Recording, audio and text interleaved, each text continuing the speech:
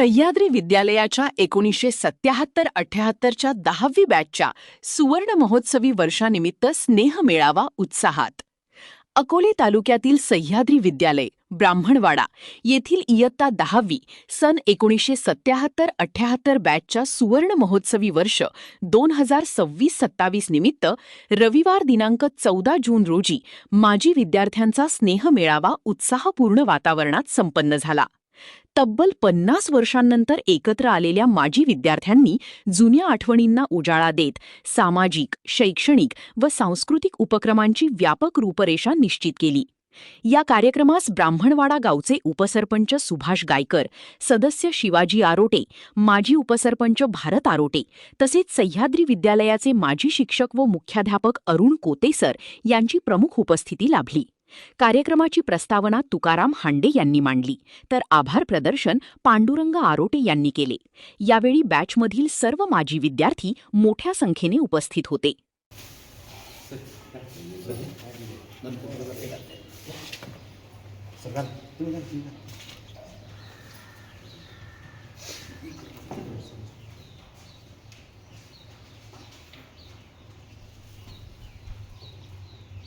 Sir इकडे बघा.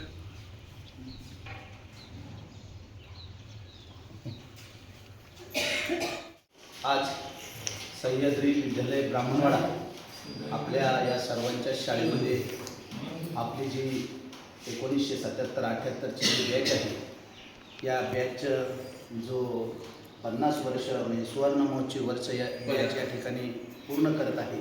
आणि या सुवर्ण वर्षाच्या बॅचच्या निमित्ताने या ठिकाणी या बॅचच्या जे सर्व कार्यक्रम आतापर्यंत आयोजित केलेले आहे ते सर्व बॅचचे जरी आमचे सर्व मार्गदर्शक आहेत, परंतु या सर्व बॅचचे सर इथं उपस्थित आहे, विद्यार्थी म्हणायला देखील हरकत नाही. या सर्व बॅचचे विद्यार्थी या ठिकाणी जमलेले आहे. सर्वप्रथम मी एक या शाळेचा माजी विद्यार्थी आणि आपल्या सर्वांचा तसं पाहिलं तर शिष्य देखील म्हणायला हरकत नाही. आपल्या सर्वांचं शिष्य या नात्याने आणि गावचा प्रथम नागरिक या नात्याने आपल्या सर्वांचं आपल्या शाळेमध्ये पुनश्च एकदा मी या ठिकाणी स्वागत करतो. खऱ्या अर्थाने जर पाहिलं गेलं तर आपल्या या सह्याद्री विद्यालय ब्राह्मणवाडा या शाळेची म्हणजे ही शाळा खरं पाहिलं गेलं तर अगस्ती एज्युकेशन संचलित मुंबईची ही या संस्थेची पहिली शाळा 1966मध्ये या ठिकाणी ही पहिली शाळा चालू झालेली होती. आणि त्या तत्कालीन जर पाहिलं गेलं तर त्यावेळेस 11वीला बोर्ड होतं, परंतु बोर्ड संपल्यानंतर मला वाटतं तुम्ही या शाळेमध्ये 71-72च्या दरम्यान 5वीला या ठिकाणी आपण सर्वांनी या ठिकाणी ॲडमिशन घेतलं असं नाही. त्यावेळी 8वीला म्हणजे 72-73च्या दरम्यान तुम्ही 75-76च्या दरम्यान एक प्राथमिक शिक्षण 7वीमध्ये प्राथमिक शाळेमध्ये पूर्ण केल्यानंतर एक 75मध्ये आपण सर्वांनी ॲडमिशन घेतलेलं असं. आणि 78ची म्हणजे 10वीचं बोर्ड आल्यानंतर मला वाटतं दुसरी तुमची बॅच ही असेल तर ह्या शाळेमधून ही बॅच 10वीची बॅच या ठिकाणाहून पुढील शिक्षणासाठी किंवा नोकरी व्यवसायासाठी किंवा खऱ्या अर्थाने आपण शिक्षण परिपूर्ण घेतल्यानंतर आपण आपल्या आयुष्यासाठी पुढील वाटचालीसाठी खऱ्या अर्थाने ह्या गावातील विद्यार्थी म्हणून नक्कीच तुम्ही या ठिकाणी पुढे गेलेले असाल. खऱ्या अर्थाने जुन्या आठवणी काढल्या तर नाना आहेत. आमच्या सामाजिक जीवनामध्ये नानांसारख्या सर्वांनीच मग त्यांच्याबरोबर असलेले त्यांचे सन्मित्र रामदास फलके यांचे आम्ही सर्वजण शिष्य आहोत. त्याचप्रमाणे त्यांच्याच मार्गदर्शनाखाली सामाजिकतेमध्ये असेल, गावातील राजकारणामध्ये असेल, गावाच्या विकासाच्या घोडदौडीमध्ये असेल, कायमच नानांचं मार्गदर्शन आम्हाला आहे. नानांचं मार्गदर्शन आहे याचाच अर्थ तुमच्या सर्व बॅचचं मार्गदर्शन आहे. कारण मी कायम पाहिलेलं आहे नाना हे हरहुन्नरी व्यक्तिमत्व आहे. कारण नानांच्या माध्यमातून नाना म्हणतोय, परंतु नाना म्हणजे आमचे तुकाराम हांडे नाना खऱ्या अर्थाने हरहुन्नरी व्यक्तिमत्व आहे. आणि त्यांच्या या ठिकाणी गावाची सामाजिक राजकीय जडणघडण विकासाची जडणघडणीमध्ये त्यांचा देखील महत्त्वाचा वाटा आहे. म्हणजेच नानांचा वाटा म्हणजे तुमचा सर्वांचा वाटा आहे. कारण ह्या वाट्यामध्ये वाटा असण्याचं कारण असं आहे की नाना इथं मला वाटतं नानांनी मला सांगितलं की आमच्या बॅचला 22 विद्यार्थी होते. मग नाना तेव्हापासूनच एक चांगलं व्यक्तिमत्व असल्यामुळे हे 22च्या 22 जणांच्या सानिध्यात असून कायम संपर्कात होते आणि कायम विचारविनिमय करण्यासाठी किंवा कोणत्याही गोष्टीची देवाणघेवाण असो, म्हणजे विचाराची देवाणघेवाण असो, किंवा कोणत्याही कुटुंबाला ब्राह्मणवाड्यातील अडचण असले तरी नानांनी सुरुवातीचा काळ हा ब्राह्मणवाड्यात काढलेला आहे, परंतु नंतरचा काळ आपल्या विकासात्मक दृष्टीने ते पुण्यामध्ये स्थित झाले, परंतु गावातील अडचणी किंवा आपल्या जोडीदारांच्या अडचणी, तुमचे सर्व क्लासमेट आहे यांच्या अडचणी सोडवण्यासाठी दादा नेहमी आग्रक्रमाने राहिलेले आहे. आणि म्हणून आमच्याही कोणत्याही अडचणी असतील, मग गावच्या असतील, विकासाच्या असतील, कोणतीही मदत लागत असेल तर नानांच्या माध्यमातून काही हरकत नाही, ह्या बॅचची आम्हाला मदत झालेली आहे. आणि म्हणूनच आपण या बॅचचं 50वं वर्ष या ठिकाणी आपण संपन्न करत आहोत, म्हणजे सुवर्ण महोत्सव आपण या ठिकाणी संपन्न करत आहोत. खऱ्या अर्थाने जर आपली सर्वांचं जर वय पाहिलं तर आपण मला वाटतं 75च्या आसपास सर्वजण आहे. 64-65च्या दरम्यान या ठिकाणी आहे. खऱ्या अर्थाने आपण आता जर शासकीय सेवा म्हटली तर आपलं हे रिटायरमेंटचं उर्वरित आयुष्य आहे. मी नक्कीच आपणा सर्वांना शुभेच्छा देतो की आताही आपण अशा प्रकारचे कार्यक्रम आयोजित करतो आणि नवे तर जो जे 10वी सोडून ज्या बॅच इथून गेलेल्या आहेत तर ह्या बॅचचे जडणघडण या ठिकाणी जे झालेले आहे, प्रत्येक या ठिकाणी जे मेळावे होतात तर ह्या ब्राह्मणवाड्यात जे 10वीच्या बॅचचे मेळावे आयोजित केले जातात तर सर्वप्रथम सर्वात पहिला मेळावा या ठिकाणी सुरू करण्याचं काम या ठिकाणी नानांच्या माध्यमातून आपल्या बॅचच्या माध्यमातून झालेलं आहे. आणि तदनंतर दरवर्षी कोणत्या ना कोणत्या बॅचचा या ठिकाणी मेळावा होत असतो. या मेळाव्याच्या निमित्ताने आपण सर्व मित्र एकत्र येतात, आपल्या सुखदुःखाची देवाणघेवाण करतात किंवा इतरही प्रश्न एकमेकाला माहीत होतात. म्हणून मी नानांना निश्चितच धन्यवाद देतो की या पद्धतीने एक 50 वर्षाचे जुने मित्र ज्यावेळेस 10वी सोडून गेलेले आहेत त्यांना एकत्र आणण्याचं काम आपल्या माध्यमातून झालेलं आहे. म्हणून मी नानांना वारंवार धन्यवाद देतो. त्याचप्रमाणे आपल्या सुवर्ण महोत्सवी वर्षानिमित्त आपणा सर्वांना शुभेच्छा देतो. त्याचप्रमाणे आपण 64-65 मध्ये सर्वजण आहात. आपल्या भावी आयुष्यासाठी दीर्घ आयुष्य लाभो अशी ईश्वरचरणी प्रार्थना करतो. त्याचप्रमाणे आपणा सर्वांकडून त्याचनंतर नानांकडून देखील अशाच प्रकारचं समाजकार्य किंवा इतरही चांगल्या प्रकारचे जे कार्य आहेत अशाच प्रकारे अविरतपणे आपल्याकडून चालू राहतील अशी अपेक्षा व्यक्त करतो आणि थांबतो. जय. आपल्या इयत्ता 10वीच्या 1977-78 बॅचचे सर्व विद्यार्थी आणि त्यांनी आयोजित केलेला हा छोटासा मेळावा त्यानिमित्ताने आपण सर्वजण उपस्थित आहोत. या कार्यक्रमासाठी आपल्या गावचे विद्यमान उपसरपंच सुभाष शेख, त्याचप्रमाणे ग्रामपंचायत सदस्य शिवाजी आणि या विद्यालयाचे माजी प्राचार्य पोते सर आणि आपण सर्वजण उपस्थित आहोत. वास्तविक पाहता ज्यावेळेस आपण शाळा सोडून जातो, शाळा सोडल्यानंतर आपण प्रत्येकजण आपल्या वैयक्तिक सामाजिक जीवनामध्ये त्या ठिकाणी व्यस्त असतो आणि आपल्याला पुन्हा मागे वळून पाहायला त्या ठिकाणी वेळ मिळत नाही. कारण आता आपलं जे जीवन आहे गतिमान जीवन आहे आणि हे जगत असताना आपण पाहिलं की या शाळेचा जो माजी विद्यार्थ्यांचा मेळावा आहे हा मेळावा संपन्न करण्याचं पहिलं ज्यांनी नियोजन केलं ते आपल्या तुकाराम दादाने नियोजन केलं आणि यांच्या बॅचचं जे त्या ठिकाणी मेळावा संपन्न झाला त्यातून सगळ्या त्याच्यानंतरच्या 10वीच्या बॅच आहेत यांनी आपले मेळावे त्या ठिकाणी संपन्न केले. परंतु हे मेळावे संपन्न करत असताना आजचा जो मेळावा आहे यांचं जवळजवळ 50वं वर्ष त्या ठिकाणी आहे आणि त्या निमित्ताने एक सामाजिक बांधिलकी म्हणून तुकाराम दादांनी फोनवर सुद्धा माझ्याशी त्या ठिकाणी चर्चा केली की आपण मेळावे साजरे करतो, या ठिकाणी येतो, सगळे भेटतो किंवा एखाद्या रिसॉर्टला जातो, हॉटेलला जातो, आपल्या सगळ्यांच्या सुखदुःखाची चर्चा करतो, जेवण करतो आणि निघून जातो. परंतु त्याच्या पलीकडे सुद्धा आपलं काहीतरी कर्तव्य आहे आणि म्हणून या ठिकाणी वेगवेगळे उपक्रम राबवण्याचा ह्या दादांच्या मार्गदर्शनाखाली या बॅचचा जो मानस आहे तो अतिशय स्तुत्य असा उपक्रम आहे की जेणेकरून त्याचा आपल्या गावाच्या बाबतीमध्ये वृक्ष लागवड असेल, अजून काही त्या ठिकाणी सामाजिक कामं असतील, या माध्यमातून त्यांच्या मनामध्ये ही कल्पना आली आणि त्यांनी आजपासून त्या ठिकाणी ते या कामाला सुरुवात करणार आहे. त्याबद्दल मी सर्वप्रथम आमच्या सर्व मान्यवरांच्या वतीने त्यांचे स्वागत करतो, त्यांना धन्यवाद देतो आणि त्यांचे आभार मानतो. आणि आम्हाला या ठिकाणी आमंत्रित केलं आणि ह्या तुमच्या उपक्रमाचा जो फलक आहे त्याचं अनावरण केलं त्याबद्दल सुद्धा तुम्हाला शुभेच्छा देतो. तुमचं भावी आयुष्य निरोगी आणि उदंड आरोग्य तुम्हाला लाभो, त्याप्रमाणे सामाजिक बांधिलकी म्हणून तुमच्या हातून अशीच समाजसेवा घडत राहावं अशी या ठिकाणी सदिच्छा व्यक्त करतो आणि थांबतो. माझ्या माहितीनुसार माझ्या बरोबरीनेच तुम्ही जवळपास 2 वर्षाचा फरक आहे. त्या काळातला जो काही तुमचा अनुभव असेल आपल्या या शाळेच्या बाबतीत इतका बदल आहे की आज जे बघतो आपण त्याच्या काळामध्ये तुम्ही कोणत्या भागात गावामध्ये कुठे हिंडले काय घडले तिथं तास झाले.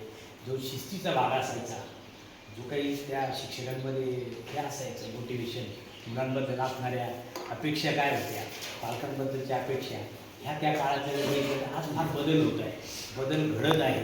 त्या बदलानुसार मात्र ती जी परिस्थिती या गावची होती त्यातूनही आपल्या यासारख्या या बॅचमधल्या मुलांनी मला वाटतं मग कोण शेतीवर असतील, कोण उद्योगधंद्यात असतील, अतिशय गावाशी एक नाळ ठेवून नक्कीच या विकासामध्ये आपल्या गावाची जी गंगा वाहते याच्यामध्ये तुम्ही आहात. यातले कदाचित काही सुखदुःखामध्ये तुमचे मित्र कदाचित काही गेले सोडून गेले असतील, पण तरीही तुम्ही बघता मला वाटतं तरी तुमचं तब्येती त्या मानाने फार चांगली आहे. अशाच राहाव्यात अशी माझी अपेक्षा आहे. कारण हा जो वयोगट असतो या वयोगटामध्ये इथून मागच्या या शाळेच्या सगळ्या आठवणी तुम्ही इथं घेऊन आलातच, त्यात तुम्ही रमला एवढं नक्की. पण आता आपल्याला जे प्रश्न होते त्यातून मला वाटतं तुम्ही बाहेर जातात, बरेच जण गेले असतील, काही उंबरठ्यावर असतील, काहींची मुलांची काहींची लग्न व्हायची असतील, झाली असतील, नातवंड असतील, या सर्वांच्या बाबतीमध्ये तुम्ही चांगलं लक्ष द्यावं. मुलं ही खरी संपत्ती असते असं म्हटलं गेले. आणि त्यातल्या त्यात मला वाटतं आपल्या सरपंचांनी जे काही तुम्हाला सांगायचं आहे ते बरंचसं सांगितलं आहे. शाळेच्या बाबतीमध्ये मला एवढंच म्हणावं लागेल की तुम्ही पुन्हा एकदा जसं या शाळेकडे आज लक्ष ठेवून असंच लक्ष तुमचं शाळेकडं राहावं, विकास कामाकडं राहावं. जे काही शाळा या माध्यमातून गावाच्या माध्यमातून जे काही घडेल शाळेच्या बाबतीत विकासाची कामं असतील त्यामध्ये तुम्ही सहभाग घ्याल एवढं नक्की. आणि त्यात तुम्ही आधार द्यावा. नवीन संकल्पना जे बदलत्या शासनाच्या सुद्धा त्यातून सुद्धा जाताना तुम्ही पालक म्हणून या ठिकाणी तुमची मुलं असतील किंवा जे काही मित्रपरिवार असतील यांनी शाळेकडं थोडं चांगल्या पद्धतीने जरा असं लक्ष देणं गरजेचं आहे असं माझं मत आहे. असं माझं मत आहे. का तर आता बदलती परिस्थिती फार वेगळी आहे की फक्त शाळेतल्या शिक्षकांवरच अवलंबून राहायचं असं नाही आहे. तर पाल्य आपला तर नक्की कितपर्यंत पोहोचतोय, काय करतोय, त्याचं घरामध्ये सुद्धा लक्ष देणं गरजेचं आहे. आणि मग आला प्रश्न परत हे जे कार्यकर्ते असतील ह्या तिघांचा संवाद ज्याला म्हणता येईल, एक शाळा, पालक आणि पाल्य या तिघांनी या ठिकाणी जर चांगल्या पद्धतीने लक्ष दिलं तर आपल्या शाळेची जी शिस्त होती आहे, मी तर म्हणतो आहे, मग थोडंसं वाटतं मला जरा की आपण त्यामध्ये लक्ष घालावं. म्हणजे कुठेतरी पालकांना सुद्धा त्याची जाण होणं गरजेचं आहे. माझं पाल्य नक्की हे करते काय करते हे लक्ष दिलं पाहिजे. कारण की अशा पर्यायाने दुनियाभर पुढे गेलेली मीडिया आलेले, हे मीडियावर लक्ष द्यावा. मीडिया मोबाईलचं वगैरे हा जो काही इतकं विळखा आलेला आहे की या वगैरे काय नवीन शिस्त घेऊन राहिली, प्लीज लक्ष ठेवा. कारण मुलांना फार त्याच्यामध्ये जास्त होऊ नका, त्याला थोडं दूर करण्याचा प्रयत्न करा. करताना मात्र मानसिकता नीट व्हा. आणि आपले स्वास्थ्य चांगलं राहिलं पाहिजे, मुलांचे स्वास्थ्य चांगलं राहिलं पाहिजे. आणि त्यातून आपला मुलगा कसा पुढे जाईल, आपली ही संपत्ती आहे, यातून नक्की एक चांगला नागरिक घडावा. शाळेचं एक वैशिष्ट्य आपल्या सह्याद्री म्हणतात. खरंच सह्याद्री शाळा ही संघटनेची सह्याद्री एक आहे पलीकडून. पण याला आपण या सगळ्या शाळांना नक्कीच चांगली हे देतो आहोत. काय म्हणतात आपण स्पर्धा त्याच्याशी करतो आणि आपली मुलं बरेच उंचावर पोहोचलेली आहे, अशीच जावी या अपेक्षेने इथून पुढं तुमच्या माध्यमातून कोणाला दादांना सांगेल मी बरोबर का की आपल्याला त्याच्या क्षेत्रातली काही लोक याच्यामध्ये आणता येत असतील, मार्गदर्शनासाठी आणायची. याच्यामध्ये माझं एक सगळ्यात महत्त्वाचं राहील ते म्हणजे मुलांचं समुपदेशन, ज्याला काउन्सिलिंग म्हणतात. की तुम्ही काय केलं पाहिजे, तुम्ही कसं वागलं पाहिजे, पालकाशी कसं वागलं पाहिजे, शिक्षकाशी, गावातल्या या मोठ्या असणाऱ्या नागरिकांशी कसं वागलं पाहिजे, या सगळ्या बाबीसाठी समुपदेशन हा एक काउन्सिलर मिळतात असतात, त्यांना आणा आणि विषयाशी निगडीत आणा. आणि उद्योगधंदे किंवा व्यवसाय कसे मध्ये पुढं जातील त्यासाठी आपण आणा. आपल्या शाळेचे विद्यार्थी तर आनंदीच आहे, ते आणा, पण त्यांचे मित्र असतील कोणी त्यांना आणायचं काम प्लीज करा. म्हणजे या शाळेमध्ये सारखं असं गुंतवून थोडंसं तुमचं लक्ष राहील जास्त, असं माझं म्हणणं राहील. अवांतर देणं गरजेचं आहे, हेच मी बोलेल. आणि एक तुम्हाला सर्वांना माझ्याबरोबर समवयस्क आहोत आपण, तर सर्वांनी सगळ्यात फार महत्त्वाचं आरोग्याची चांगली काळजी घेणे आहे. कारण काही रोग अशी आपल्या उंबरठ्यावर येऊन थांबलेले, सांगितले डॉक्टरनी ते पाळा आणि दररोज व्यायाम करा अशी माझी अपेक्षा राहील. आणि चांगलं निरोगी जीवन जगा, पण गावाची मात्र नाळ चांगली ठेवलेलीच आहे.